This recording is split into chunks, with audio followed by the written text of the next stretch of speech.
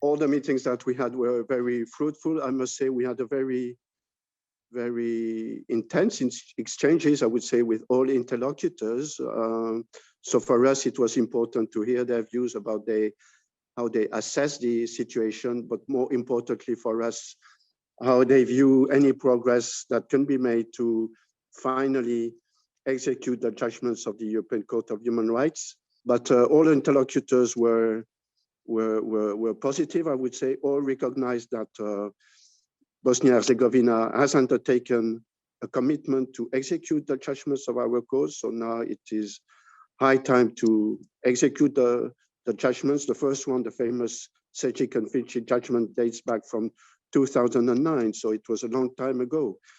But also our interlocutors told us that, of course, there are sensitivities behind this issue, that there is unfortunately, no consensus yet among political forces on how to move forward. But as I said to the people that we met, the Council of Europe is also there to assist.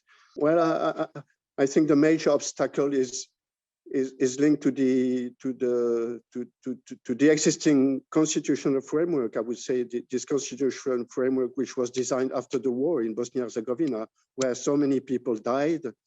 So there was a need at that time to put an end to the violence. And that constitutional system was designed at that time with the constituent people. But the war has been over for many years now. So it would be important that Bosnia-Herzegovina moves to another system, a more modern system where there is no longer any discrimination.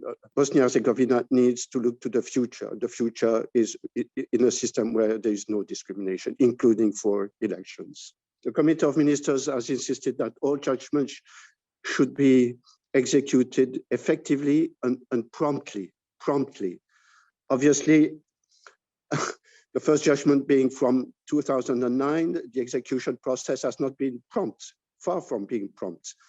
We need also to say that progress has been made by the country, because we need to give a fair picture of the situation, and progress has been made, for instance, in aligning the legislation of the country with the European standards regarding the protection of human rights, the rule of law, which is also important.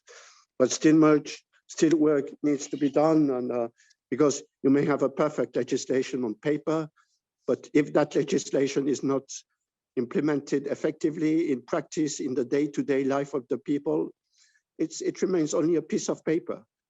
So from that perspective, I think further efforts need to be made in Bosnia-Herzegovina, for instance, regarding the fight against discrimination, the fight against corruption, promoting mutual understanding among people, dialogue among people, taking further steps to promote the independence of the judiciary, the effectiveness of the judicial system. Well, I must say, first of all, that you're right to say that there are, not only in Bosnia-Herzegovina, but in other European countries, that are judgments of our court that are not implemented, unfortunately. The sad reality is that we don't have many means, many tools. We have certain tools in terms of political pressure, which are useful, but we could have even more tools, sharper tools to promote the implementation of the judgments. I must say that issue has been discussed by the Committee of Ministers some years ago. The idea was put forward, for instance, to provide for financial sanctions against those states that do not comply with the judgments of the court. But there was no agreement within the Committee of Ministers to establish such financial sanctions.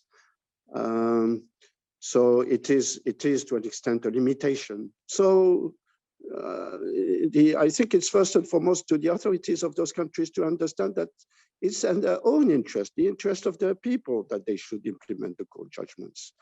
And with our limited means, we try and assist them to give advice, because, you know, we have been working for many years on many issues which very often are in common to many states.